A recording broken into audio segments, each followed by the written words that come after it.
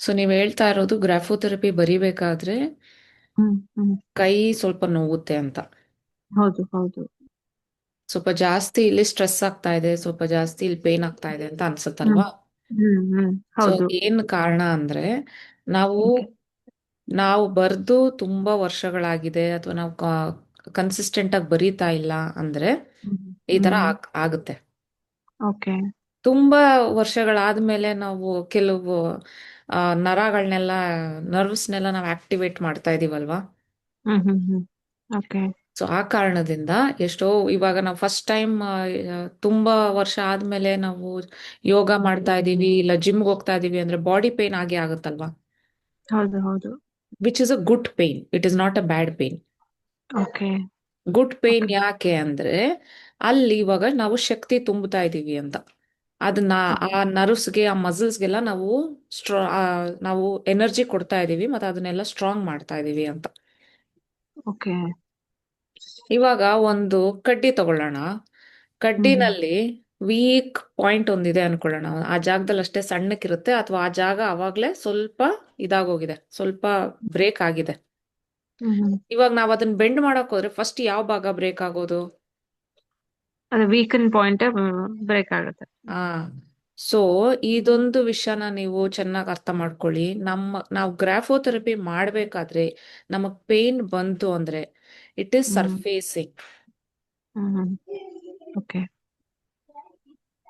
Surfacing ಅಂದ್ರೆ ಇವಾಗ ಆ ಇವಾಗ ಒಂದು ಪಾಂಡ್ ತಗೊಳ್ಳೋಣ. ಪಾಂಡ್ ಅಲ್ಲಿ ಬದುಕಿರೋ ಮೀನುಗಳೆಲ್ಲ ಸ್ವಿಮ್ ಮಾಡ್ತಾ ಇರುತ್ತೆ.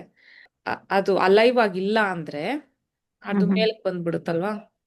ಹ್ಮ್.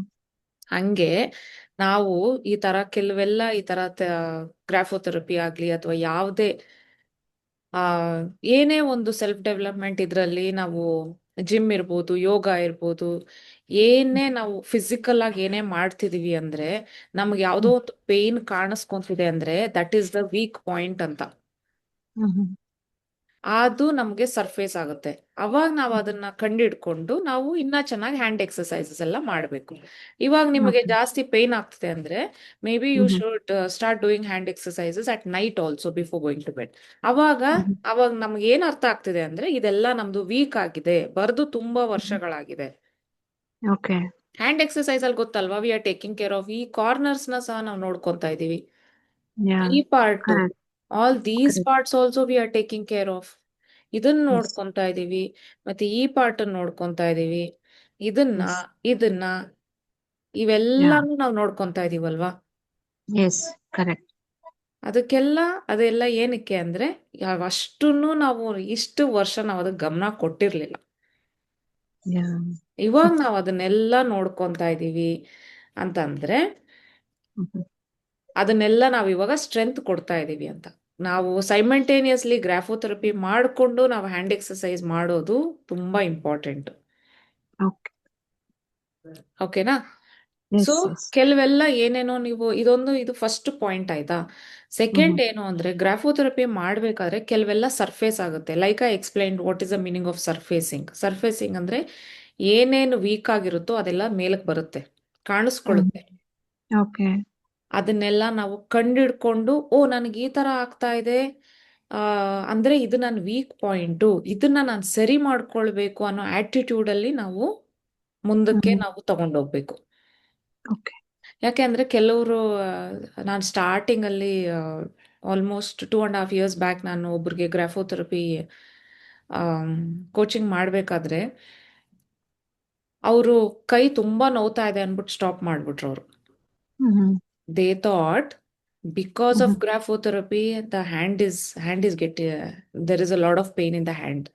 No, that is not the reason. Because of graphotherapy is helping them to identify that pain.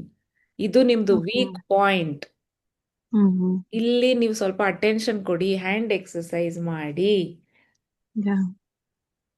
ಅದನ್ನ ಸ್ವಲ್ಪ ಗಮನ ಕೊಡಿ, ಆ ಜಾಗನ ಸ್ವಲ್ಪ ಸ್ಟ್ರಾಂಗ್ ಮಾಡ್ಕೊಳ್ಳಿ ಅನ್ನೋ ಅದು ನಮಗೆ ಎಚ್ಚರಿಕೆ ಕೊಡ್ತಾ ಇದೆ. ಒಂದೆಲ್ಲೋ ಪೇನ್ ಆಗ್ತಿದೆ ಅಂದ್ರೆ ಅದು ಅದಕ್ಕೆ ಕಾರಣ. ಓಕೆ. ಓಕೆನಾ? ಎಸ್. ಅಂಡರ್ಸ್ಟುಡ್. ಒಬ್ಬೊಬ್ರಿಗೆ ನಾನು ಈ ನಡುವೆ ಸ್ವಲ್ಪ ಇದು ಮಾಡ್ತಾ ಇದ್ದೀನಿ, ಈ ನಡುವೆ ಸ್ವಲ್ಪ ಕೋಪ ಜಾಸ್ತಿ ಬರ್ತಾ ಇದೆ ಅಂತೆಲ್ಲ ಹೇಳ್ತಾರೆ. ಹ್ಮ್ ಹ್ಮ್ ಗ್ರಾಫೋಥೆರಪಿ ಮಾಡಬೇಕಾದ್ರೆ ಏನೇ ಆದ್ರೂನು ಅದನ್ನ ಹ್ಮ್ ನಂಬಬೇಕು ನಾವು. ಹ್ಮ್ ಕೋಪ ಏನಕ್ಕೆ ಬರ್ತಿದೆ ಅಂದ್ರೆ ಮೇ ಬಿ ಯಾವುದೋ ಒಂದು ಕೋಪ ನಮ್ಮಲ್ಲಿ ಅದನ್ನ ಸಪ್ರೆಸ್ ಮಾಡ್ಬಿಟ್ಟಿದೀವಿ, ಅದು ಹೊರ್ಗಡೆ ಹ್ಮ್ ಬರ್ತಾ ಇದೆ, it is getting released. Hmm hmm so ಇದು ಗ್ರಾಫೋಥೆರಪಿನಲ್ಲಿ ಏನೇ ಆದ್ರೂನು it please, I want you to believe that it is for your good. Hmm okay